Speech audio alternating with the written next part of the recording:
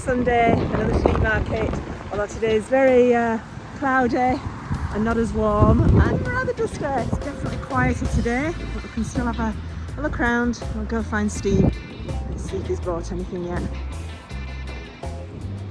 Anything? Yeah, keys for the clock. Keys for the but clock? I need a ruler. I need a ruler to measure them.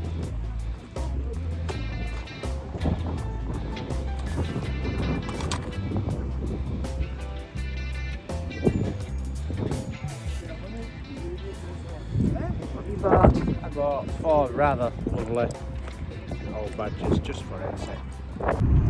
We're back in the car after the first market. I think the weather has definitely put people off today. Not many people selling, still a lot of people buying, but last week there were lots and lots selling and we didn't buy anything, and this week only a few stalls, and we managed to buy some car badges that hopefully they look quite collectible, so we'll be doing our homework when we get home. Very easy thing to list. Yeah, It's easy to list, easy to buy, easy to carry. And they're in my pocket. Exactly. They weren't heavy, which is always good. We like things like that. So we're going on to the second one, Magic World now, see how busy it is there. Magic World looked to be very quiet as well, so we've driven straight past. It's not a wasted morning though, because we're halfway going into Toulon, because we want to go to the DIY shop to buy the... We don't want to. No, we don't want to buy. To. We need some electrics. So we are going to buy fuses, sockets, switches. Basically blow a bunch of money up. Yeah. Right way. Yeah, that's the right way. Yeah, so let's go. The only thing is, the prices are shocking. Oh, very funny. Let's go spend some money on some electrics. It's a nice calm morning after yesterday evening's storm. And if I can just show you, there was once a window. It was so windy and I was in the office and this blew out. Now in all fairness, it probably wasn't fixed very well to start with, but gosh, it made me jump. So yeah, a bit of tidying up to do. We didn't want that window there anyway. Out of the games room and into the guest suite, and Steve is here pondering. So we got everything we needed yesterday to start rewiring the suite in here.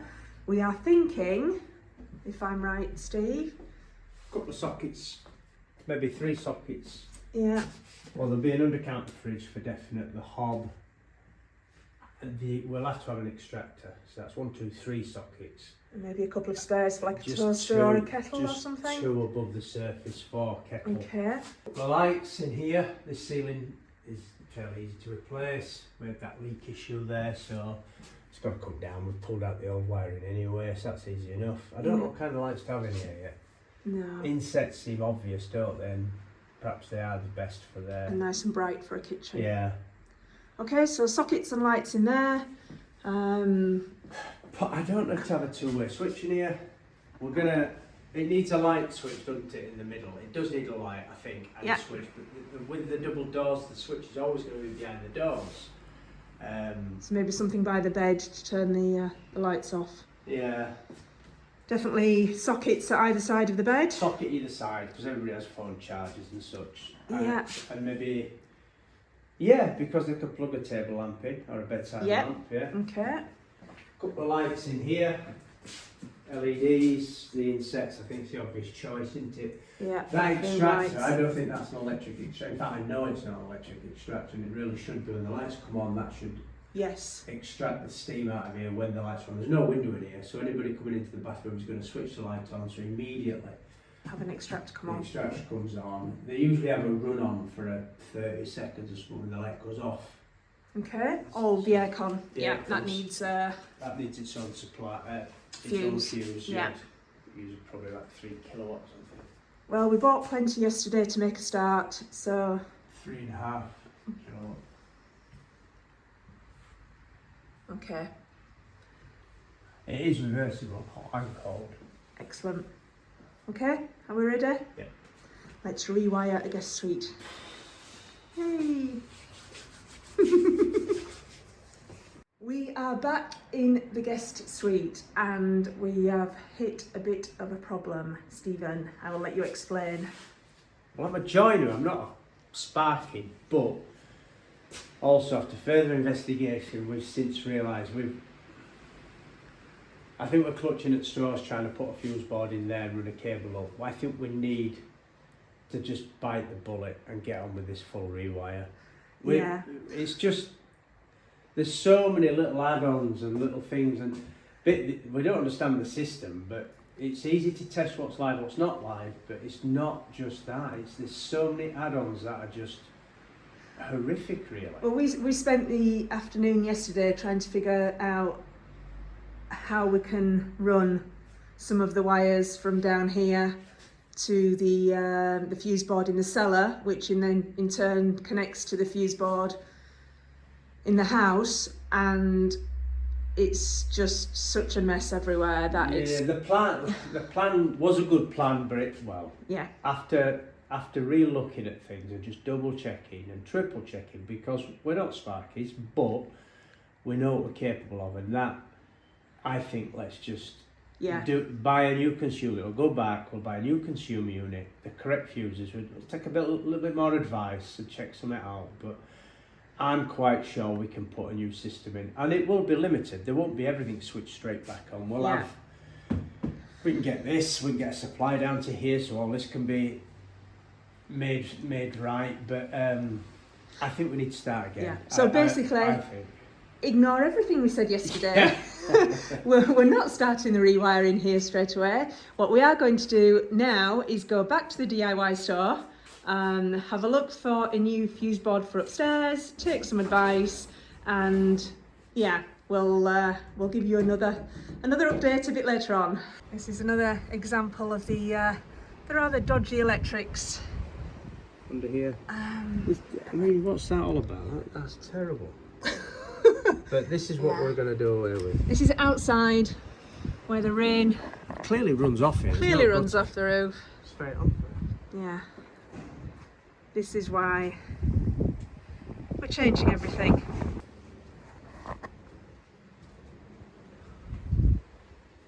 This is the porch. I think there's 1, 2, 3 of those domino things. There's one there. Oh, they've actually taped that one up. Look. I think they've used masking tape or something, but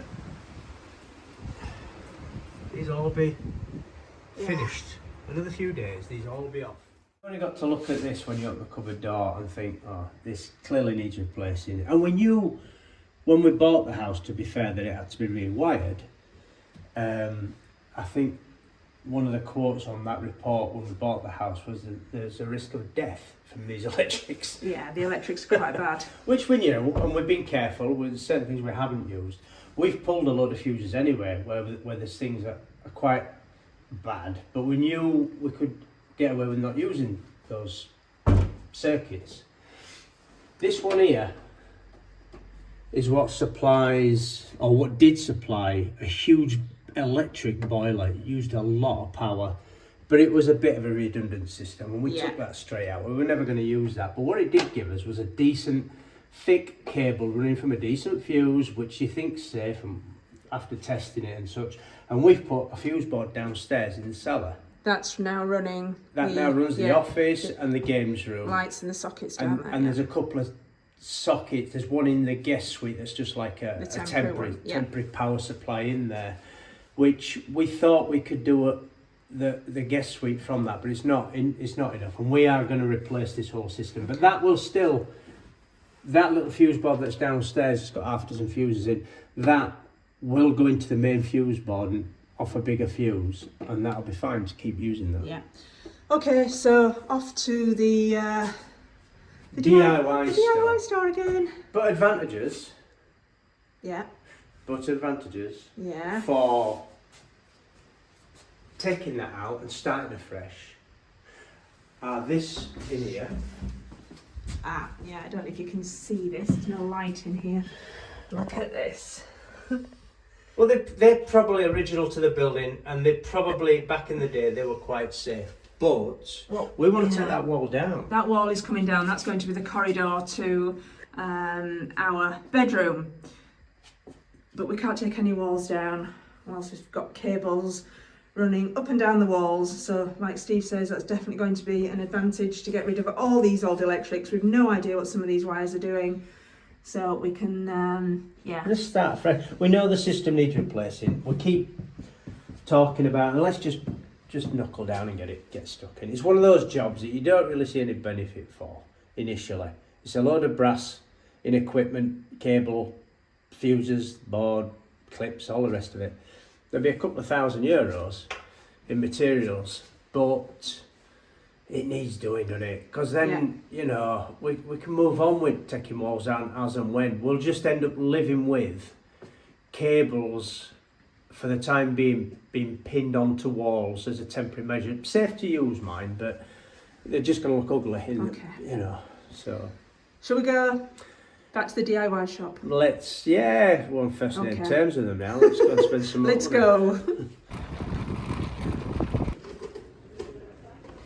So we've just gone past all the lovely, pretty things at the entrance, and we're buying all this.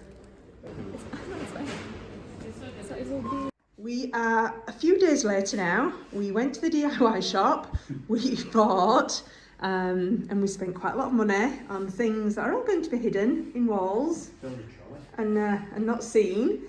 We also bought the new fuse board, lovely modern fuse board, completely different to what is in the cupboard at the moment. Well, so it's just a mashup of different fuses and stuff in it. This is Legrand, it's a decent make.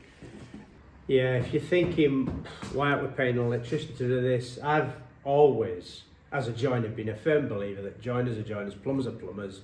Each do your own trade and stick to it. But we've done bits in the past, and what's forced us on this time is a kilometre in that direction. A friend of ours has bought a flat, and it's a big flat, but it's only 3 bedrooms, and his electric rewire cost was €19,000. So I think that's 19,000 good reasons to investigate doing it yourself. Right? Certainly not in our budget. That's crazy. €19,000. I think one of the hardest things for us at the moment is the time-consuming thing is running the cables, which makes it slightly more awkward for us because not only are we. Well, it's difficult to commit to a tradesman now who walked in here to do this, an electrician, and say, right, where do you want this, that and the other. Sometimes you kind of got to take a bit of time at running and then realise it, because we've got various walls that we're going to cut down.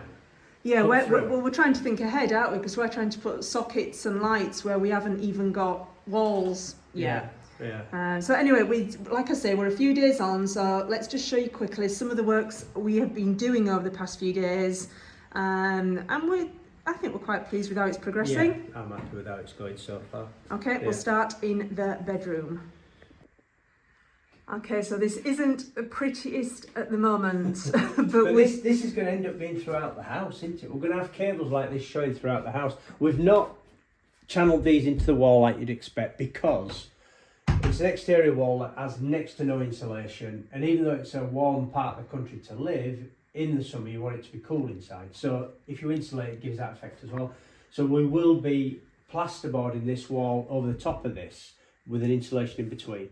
So that gives us cause just to clip these up, keep them neat and tidy, and they will disappear behind another cavity basically. These lovely old lights though, these are what we got from the auction. They are, yeah. German. It's nice to see them I up. can't remember the make, but the glass, they're just lovely things. Yeah. This is the lighting. Yeah, so it's 1.5mm cable inside that. Yeah. Which you have to have this conduit on all electrical installations in France. And the big one at the top is just... I don't know if you can see one's bigger than the other. If I come round to this side of the bed, you may do, because we've actually... we're going to have light switches down at the side of the bed and sockets as well. So this bigger one is the socket wire and the smaller one is the lighting wire. Yeah. In the hallway, we've got a temporary socket wire. All nicely clipped up and fastened there temporary, because Yeah. again, this wall's going to be plasterboarded because of this horrible textured stuff on here. So that, I will have to break that into the wall a little bit, but it will fit into the plasterboard ultimately when we get ready to do that. This is going to be covered anyway, this wall's going to be covered. Yeah. So by doing that, we will get another 3 or 4 sockets at the side of that, because it's kind of the media corner. This is where the TV plans to be. Where the TV is currently, there'll be some shelves across there and hi-fi stuff. So that'll take 3 or 4 sockets, all using not a lot of power, so they'll be off the same fuse. If we're going to the dressing room, I think this is a good example of us not knowing, but unsure where the walls are going to be. So we're having to. That's a socket circuit, so we know there's definitely going to be at least one double socket in this bedroom to be, but there's going to be a wall here, so it's going to pass over a ceiling. So it's all coiled up, knowing that there's enough just to tuck a little socket down in this corner of this bedroom at the side of potentially what could be a bed. These 2 cables, that goes, that's a switch circuit, and the other one goes into the light in this bathroom, which we'll be using temporary as from next week, I'm show hoping. you in there. So we want to pull all that out. All that old wiring, it's just horrendous, and it shouldn't be like that in the bathroom. Yeah. So that will be coming out, and we've just put a temporary bulkhead light in there, like you'd have outside in your garden. But it means we'll have. We're not showering in the dark. We don't know what light fit we're going to have in there ultimately. But that, again, these cables are going to be clipped up like this until such time as. Well, I think when we've finished as well, don't forget, darling, that the door. Oh, that's. The door's not going to be there. That door's going to be here. We think Yeah. this here, these 2 marks, there's a marker pen there, there's a marker pen there. That is the doorway through, where there's a bunch of wires down at the bottom at the other side. Yeah. So we know there'll be a doorway through here, which will access this bedroom. Stay alert, stay alert. It's all It will- guesswork. It will enter this bedroom, which has an ensuite, and you will turn and pass through this door, ultimately into that bedroom. Yeah. Are you following this?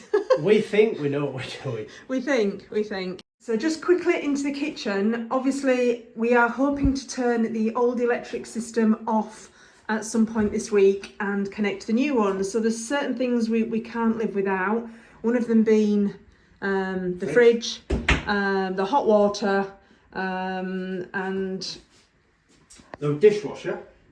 dishwasher I can live without. Coffee machine I can't. Well, the dishwasher, I've already put a cable in. That will have its own and you can fuse. see right at the top of the fridge there are some cables entering the kitchen there.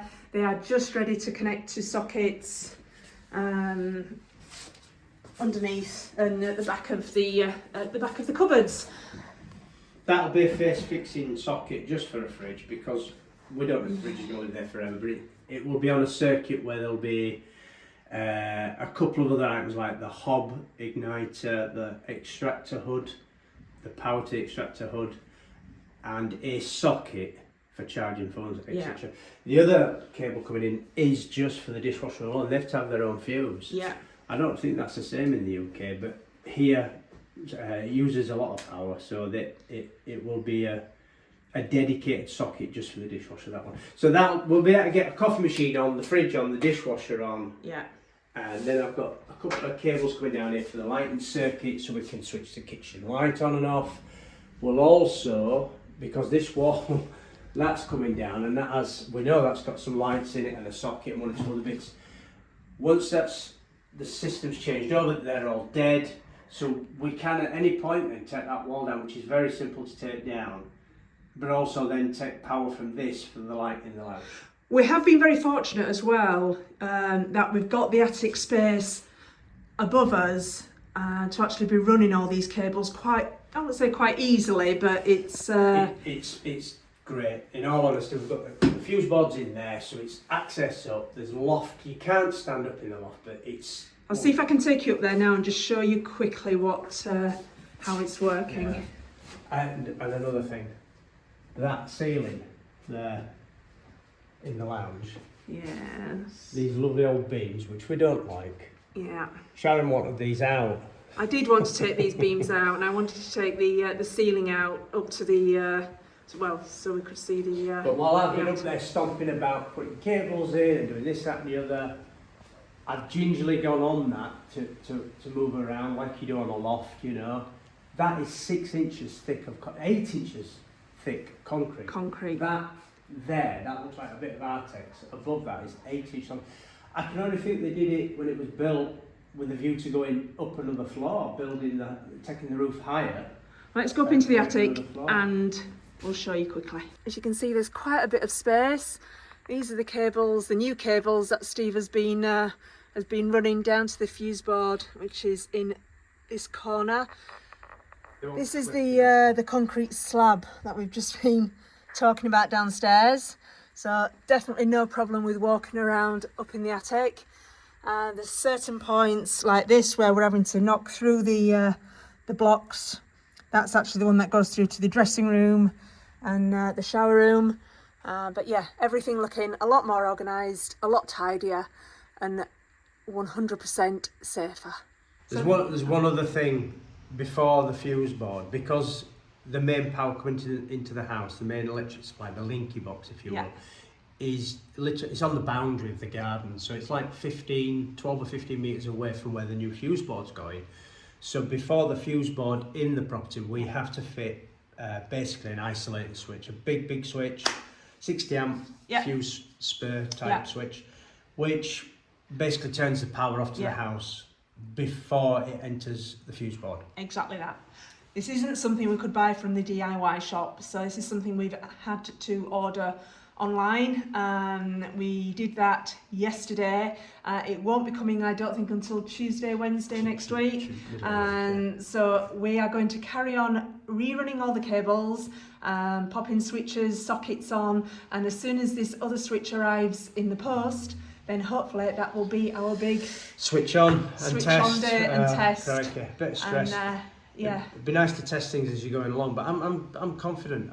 Because it's been access to everything, it's been easy. You can follow things, and I know we've got to clip wires up and such upstairs yet, and they'll stay. Some of them will stay coiled up until we know where they're going to finish when walls are done. But we know they're safe. We know they're coiled up and whatever. So I think we'll be fine. Okay. Yep. I think due to the nature of how this week is going to go with videoing and just so many different bits, I will probably be putting out a couple of different videos throughout the week, maybe much shorter videos, just to give you an update on how we're doing, how things are progressing. Hopefully, like I say, the electrics will be switched on Tuesday, Wednesday. So yeah, we'll see you then, and wish us luck. Bye bye.